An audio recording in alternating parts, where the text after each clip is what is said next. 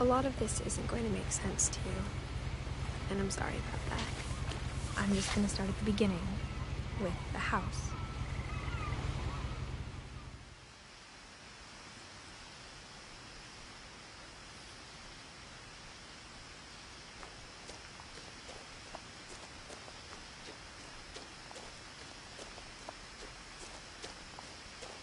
I lived here until I was 11, but I wasn't allowed inside half the rooms.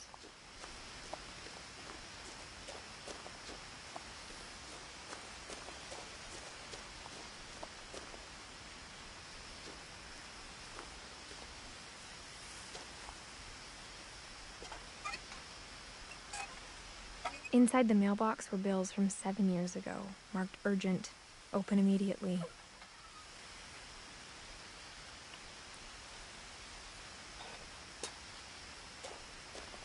I hadn't been back since my brother Lewis's funeral.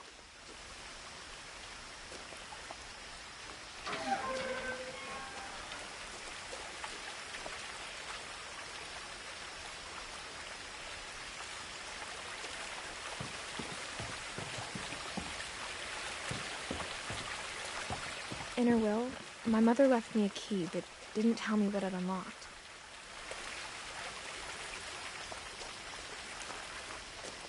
Maybe she thought I'd know. Or she thought that the mystery would be enough to bring me back.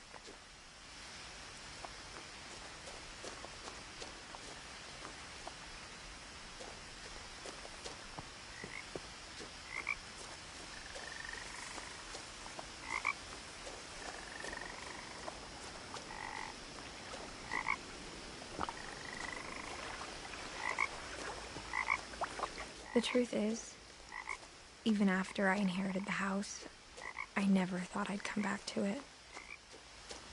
But now I had questions about my family that only the house knew the answers to.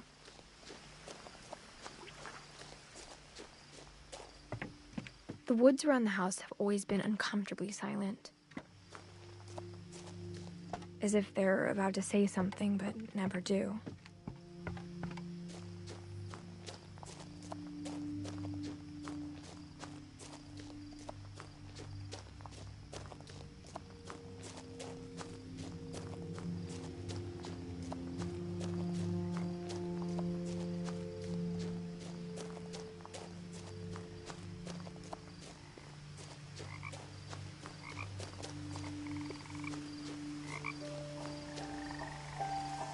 The house was exactly like I remembered it, the way I'd been dreaming about it.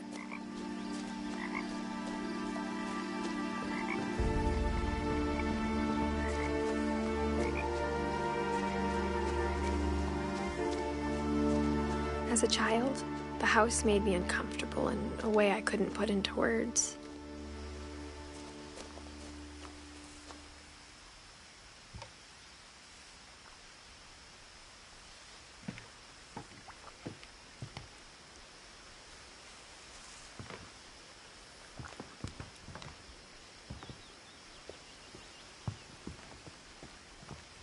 Now, as a 17-year-old, I knew exactly what those words were. I was afraid of the house.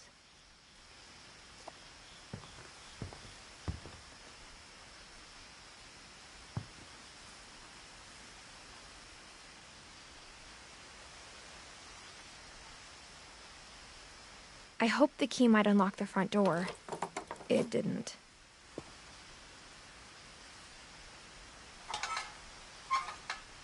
Looking in, I felt like the house itself had been waiting for me.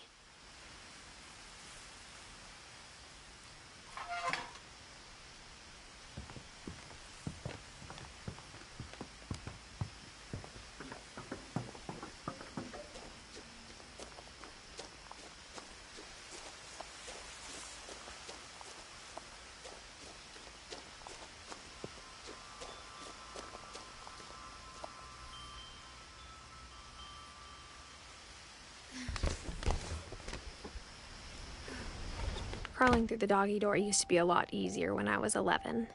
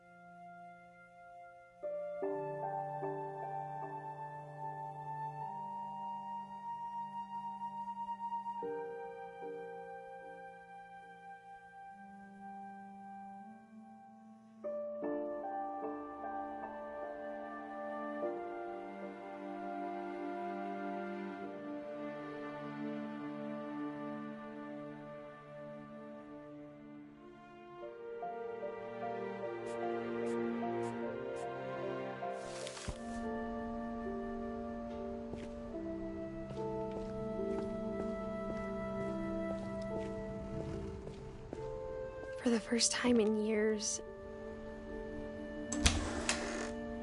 I felt like I was home.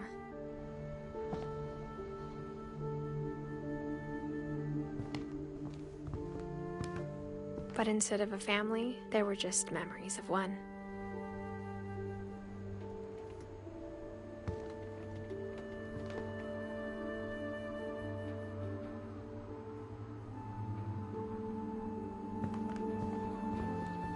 Like how only one restaurant would deliver to our house, so we had Chinese a lot.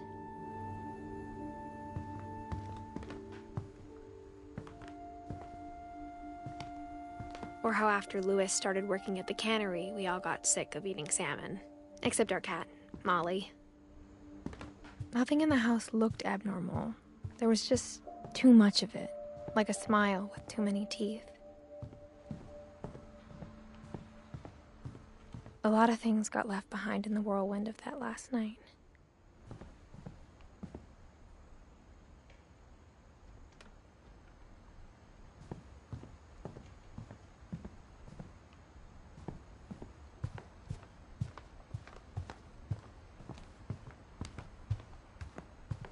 The table was still a wreck from the night we left.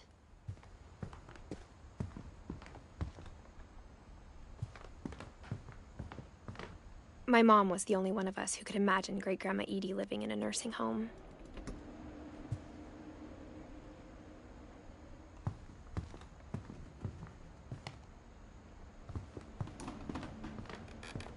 Even the fireplace had a story. Edie told me the bricks came from the original house, after it sank.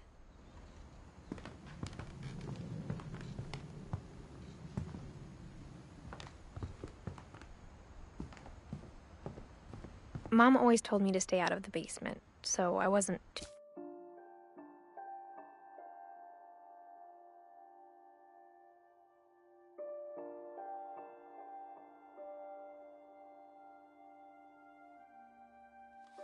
too surprised when the key didn't fit.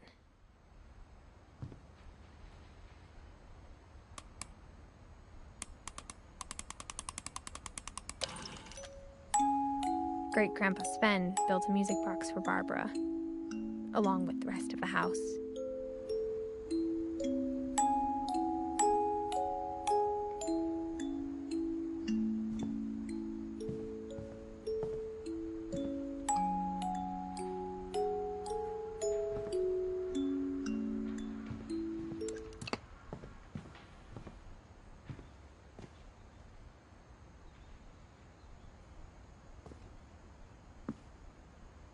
After Milton disappeared, Mom sealed up all the bedrooms.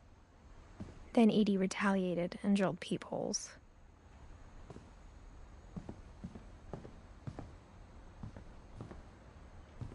Whenever people ask me about my family, the first thing they always want to know about is Barbara.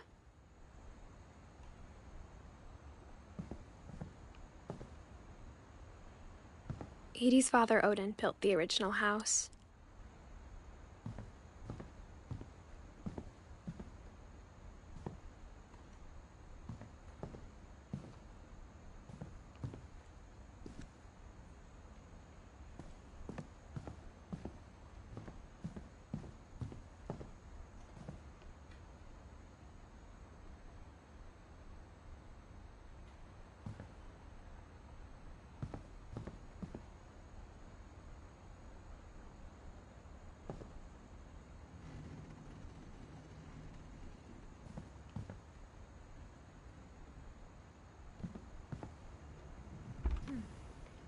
My Grandpa Sam spent 7 years sharing a room with his dead brother, Calvin.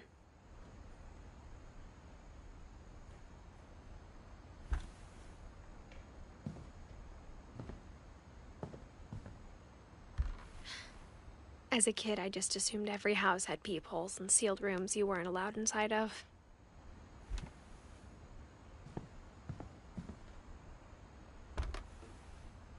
The last time I was in Edith Sr.'s room, I was 10 and she was painting my portrait.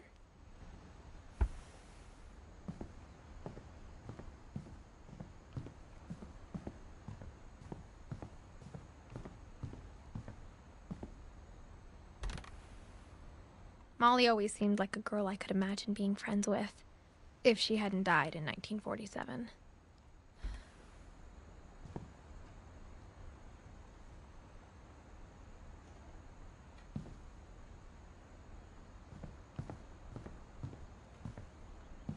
I spent a lot of time playing in Great Uncle Walter's room. Louis told me there were secret passages, but I never believed him.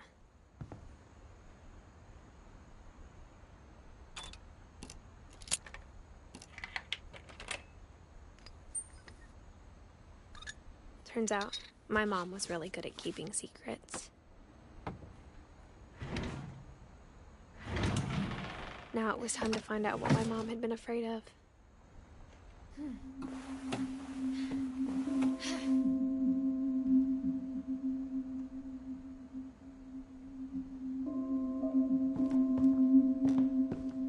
From the paintings on the wall, it was clear my brother Milton had been here before me. Reading this, maybe it sounds like I had a plan.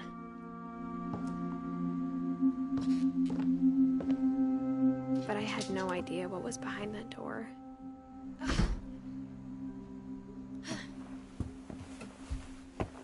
Just like I had no idea where all this was gonna lead.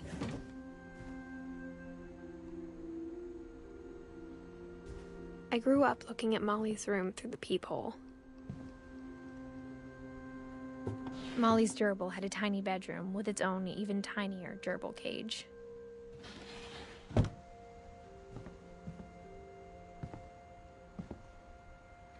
Being inside for the first time, I felt like I'd stepped behind a painting.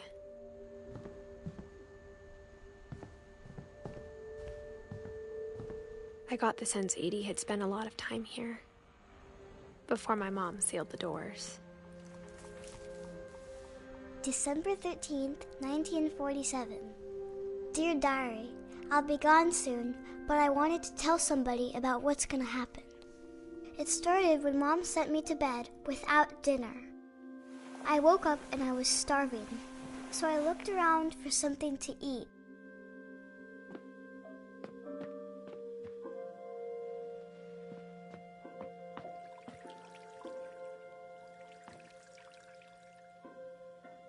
I thought about eating Christopher, but I held back.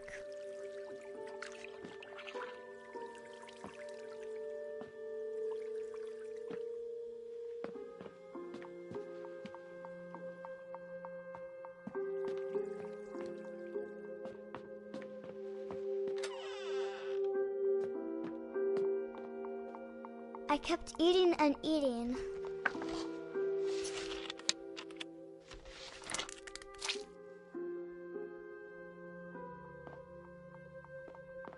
I ate a lot of things that night.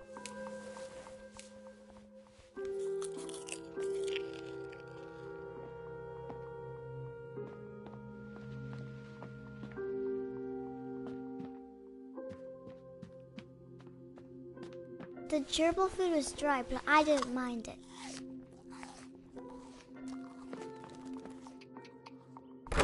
Mom, can I come out now?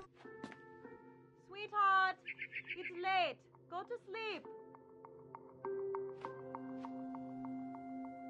My Halloween candy was all gone.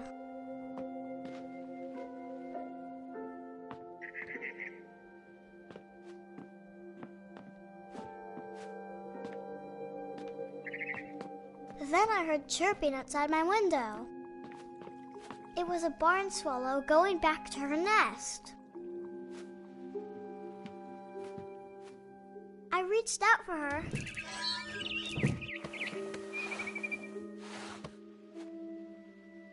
And suddenly, I was a cat.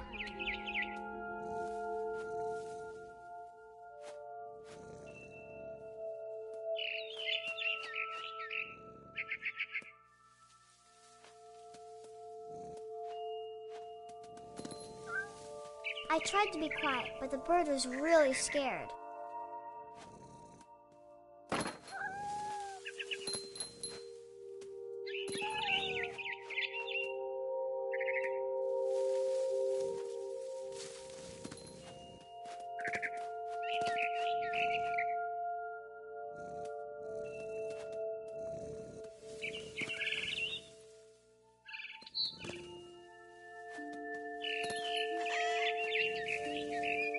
I jumped and I almost got her.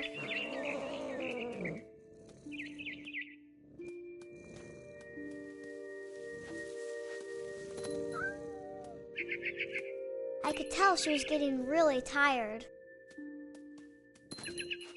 Now I was up in the big tree. I promised Dad I wouldn't climb it anymore. All I cared about was eating that mama bird.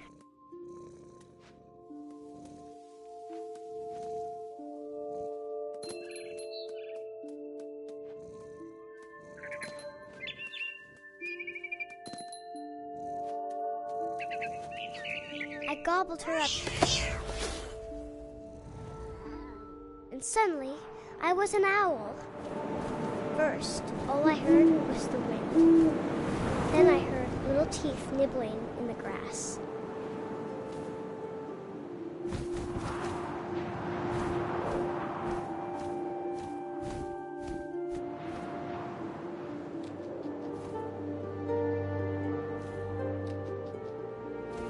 Rabbits.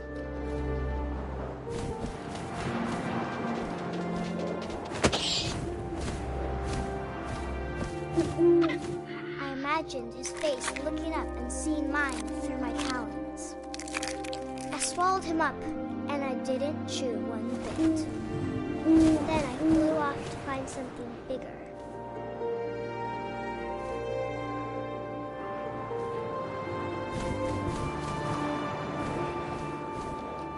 A mama rabbit.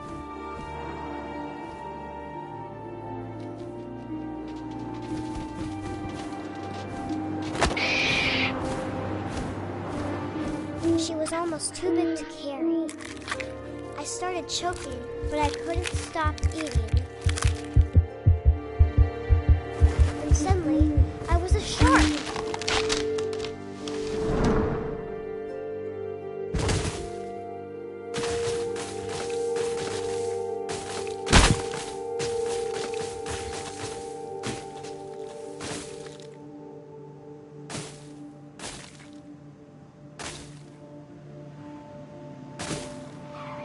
I rolled off a cliff and into the ocean. Now, I was hungrier than ever.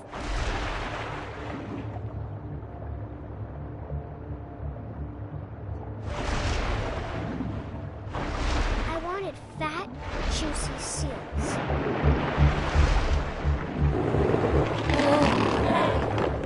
I tore off her flipper, and it tasted really good.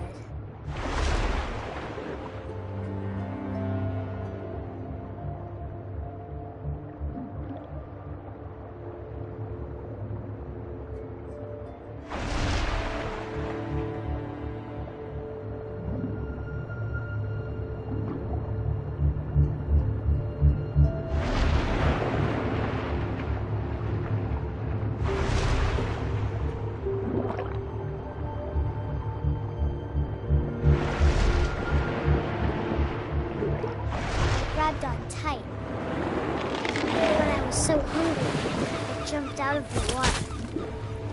When I opened my eyes, everything had changed.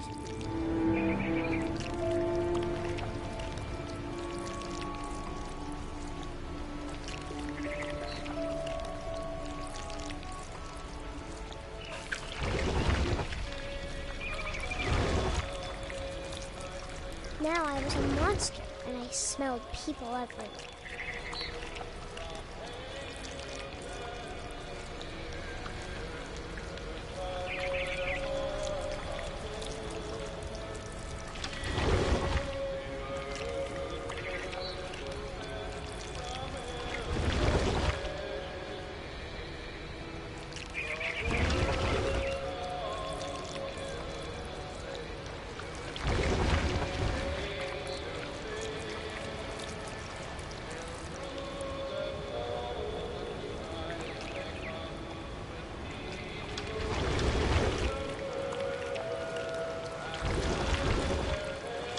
I was big, but I moved real quiet.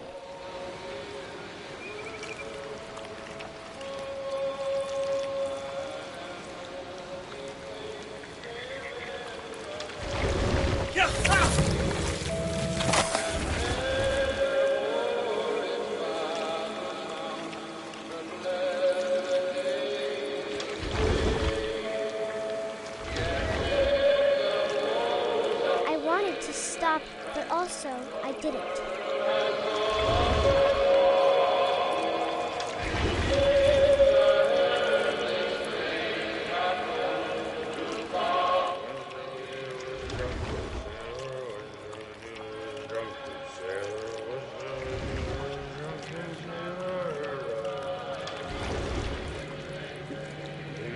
Belly with a rusty razor, belly with a rusty razor, belly with a rusty razor.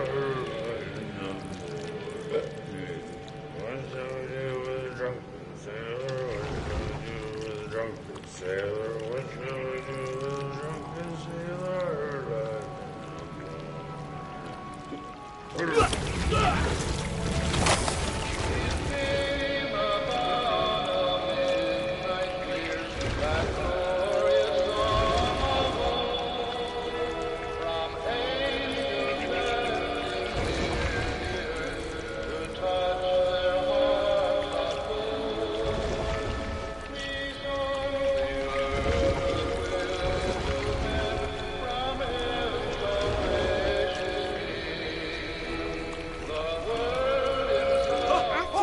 Passenger, I was still hungry. And to cross the water, I smelled something new. Something I had to have, so I swam towards it.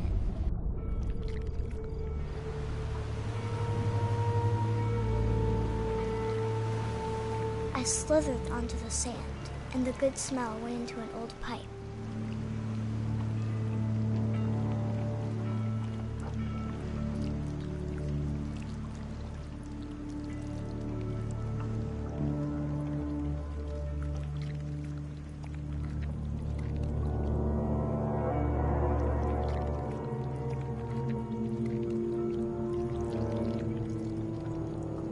I got closer and closer.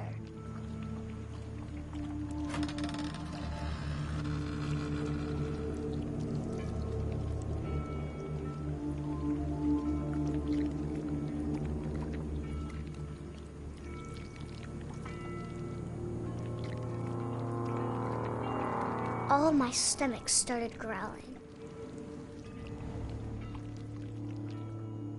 And suddenly, I was me again. I held my breath for a long time, but I couldn't hear anything. I think it's waiting for me to fall asleep.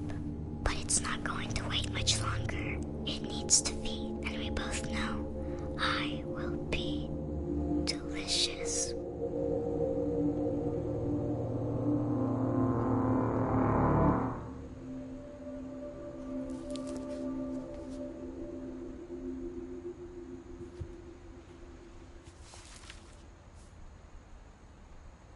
I'm not sure if I believed all of that, but I'm sure Edie would have.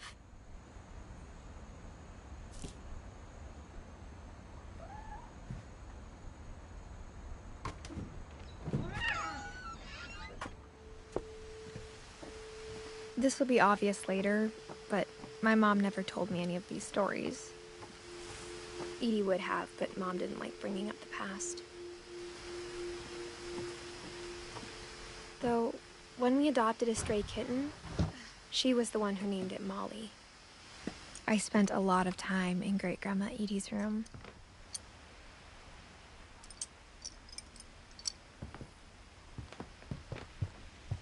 Her room was like a museum. For 500 years, the Finches have been famous throughout Norway for their fortune and misfortune.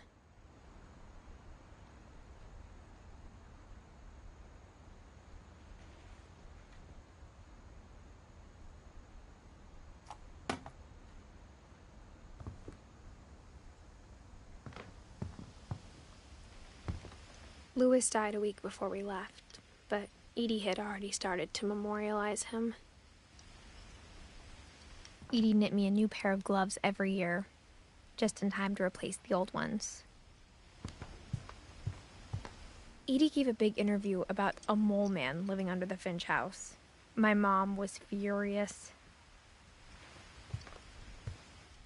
I hadn't thought of myself as Edith Jr. for a long, long time. One summer, they evacuated the island, but Edie refused to go. For a few weeks, She was a celebrity.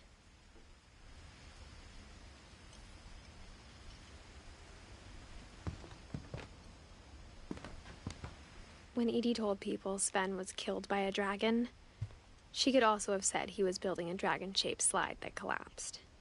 She could have, but she didn't.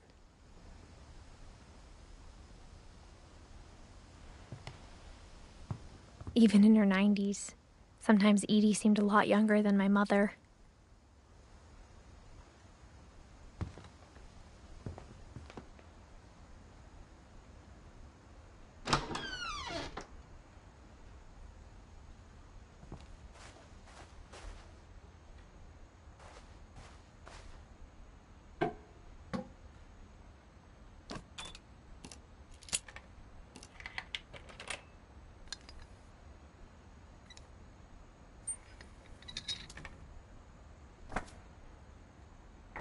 There's a secret in this bathroom.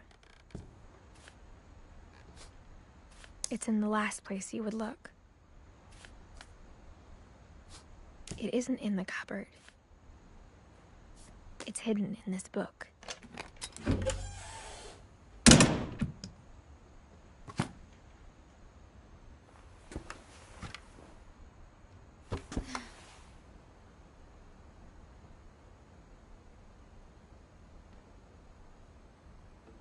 Sven gave Sam an old camera he'd refurbished.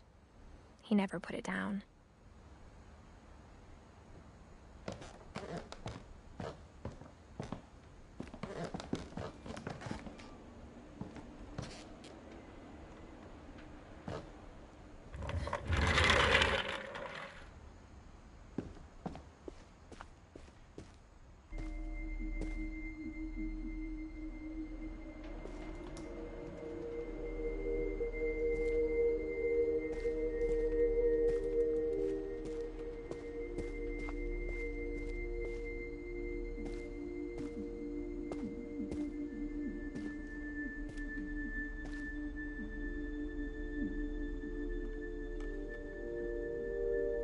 I knew Grandpa Sam had a twin. And that he never talked about him.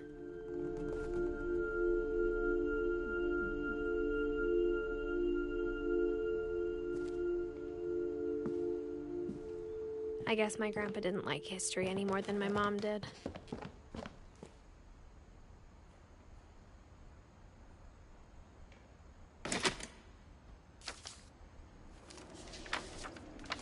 How I Want to Remember My Brother by Sam Finch. The thing I remember is that when he made up his mind, that was it.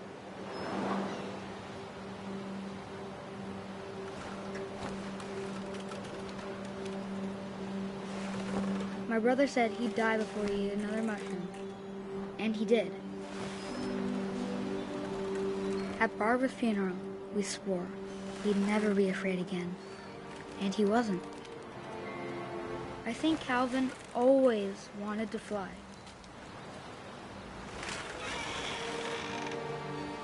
Sam! Calvin! Dinner's ready! Coming! But that day, he finally made up his mind to do it.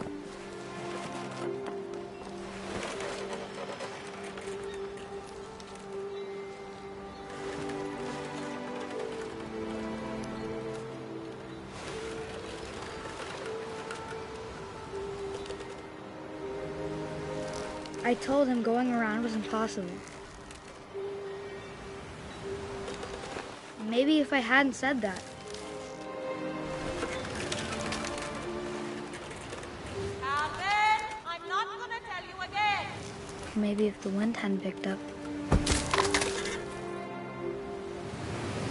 Then maybe he'd still be here. But I doubt it. I think he'd already made up his mind. That's what I want to remember about my brother.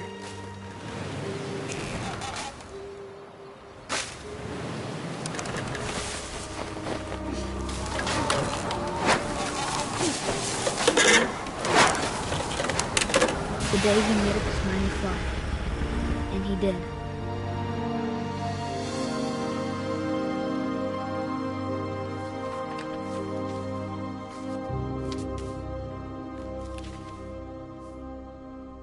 Calvin's story felt strangely familiar. When I was younger, I remember trying to do the exact same thing.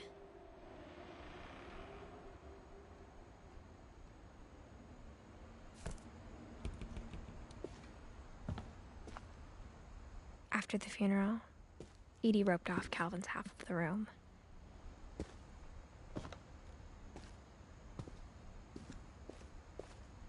Mom said Grandpa Sam enlisted at 18 and never set foot in the room again.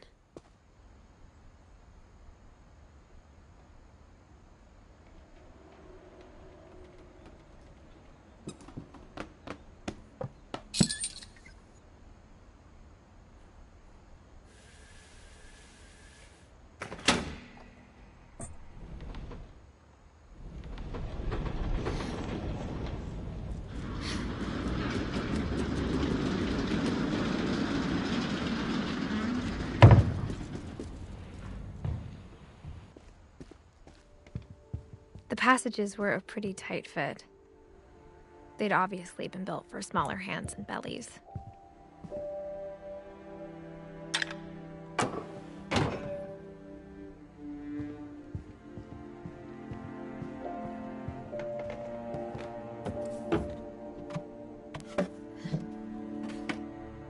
Growing up, I always thought of Barbara as a child star.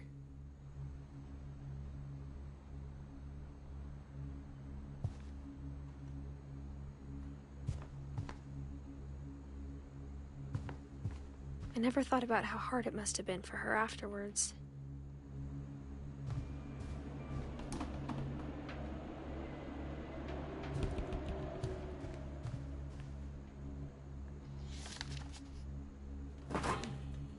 Of all the stories people wrote about Barbara's death, I'm surprised Edie saved this one.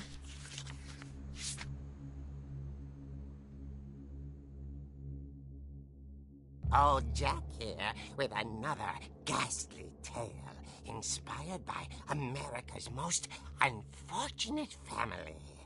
I'm calling it The Surprise Ending of Barbara Finch.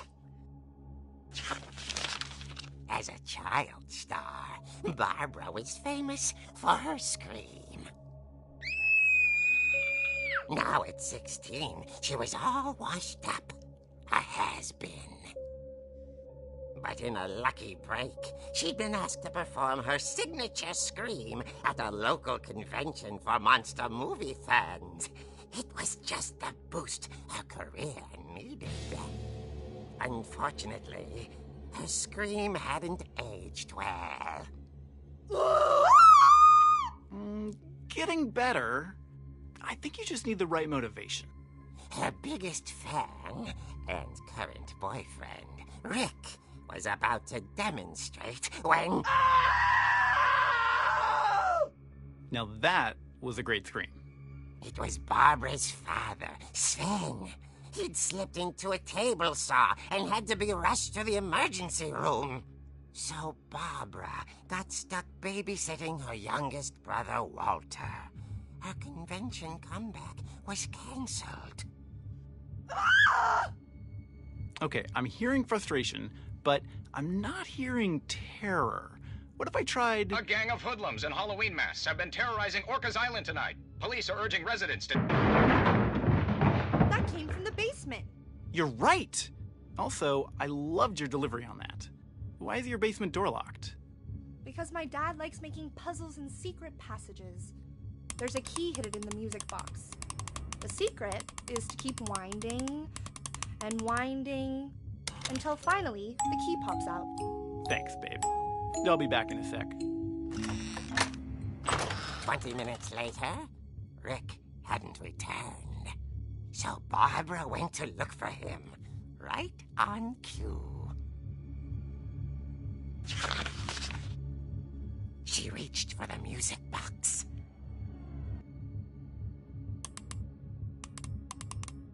And as she wound the key, she listened for Rick, but the house was silent.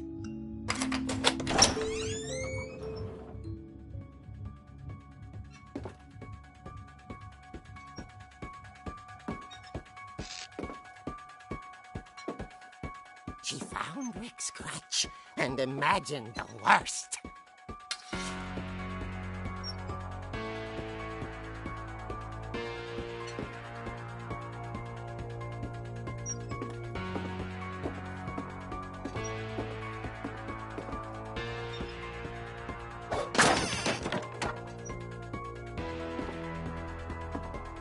The gang's leader is the infamous Hookman killer, Dr. Carl Hamill, who impaled and then ate his family 10 years ago tonight. The old fridge rattled and grew still.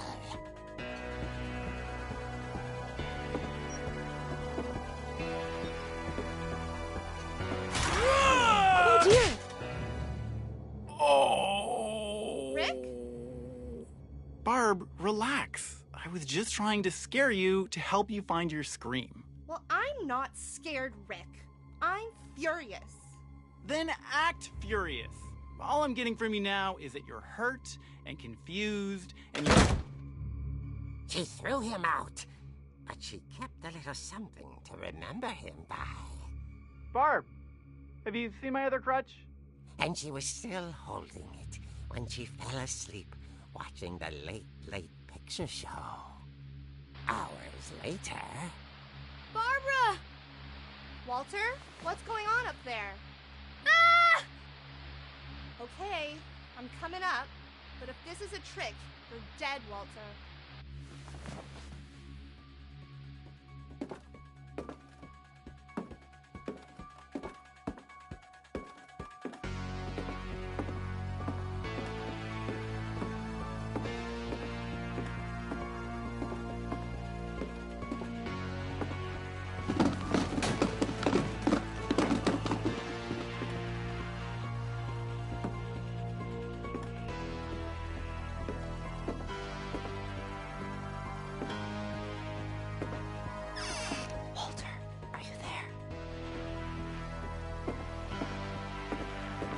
Walter vanished, but his bedside radio was still on. Orcas Island police describe the man as 6 feet tall, with a steel hook for a hand. Residents are urged to lock all doors and windows and notify the police of any suspicious activity. Barbara turned, saw the hook man, and was speechless. He was quite smashing. And he was. He couldn't get enough of Barbara. Okay, Barbara, there's gotta be another way out of here.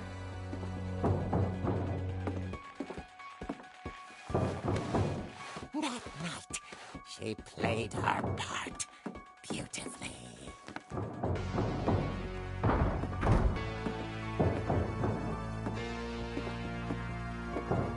She thought about abandoning Walter, but just couldn't do it.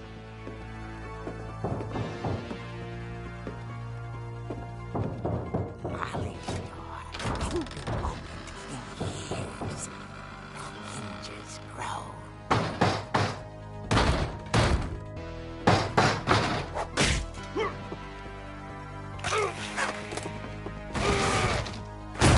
He wasn't moving, but she sensed the story might not be over yet.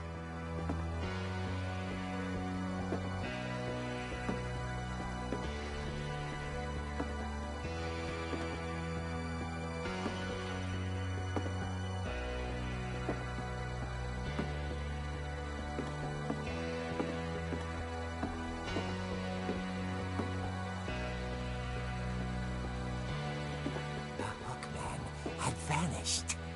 She listened for his breathing, but all she heard was...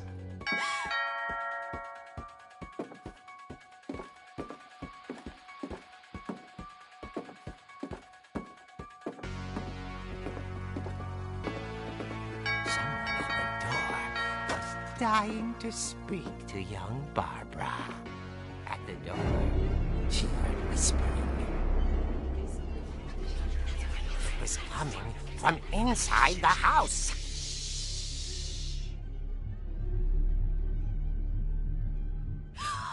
Oh dear.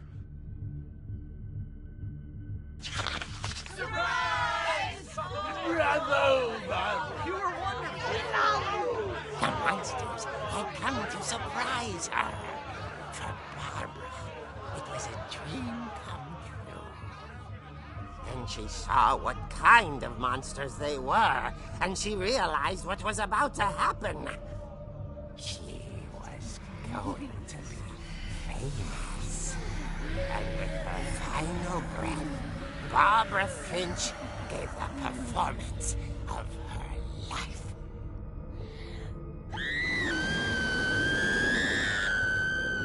I wasn't there myself, but I hear Barbara was magnificent.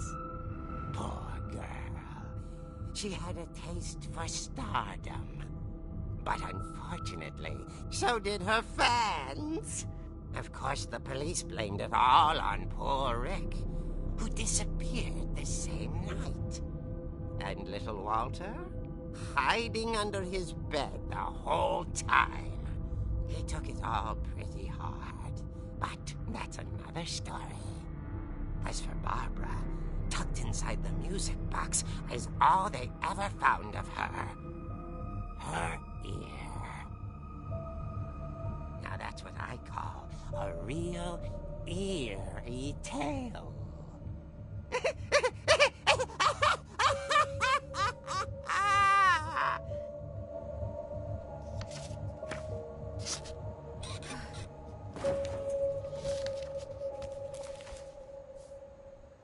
Edie told me all Barbara wanted was to be remembered, as absurd as that comic was. Maybe what Edie saw was a happy ending.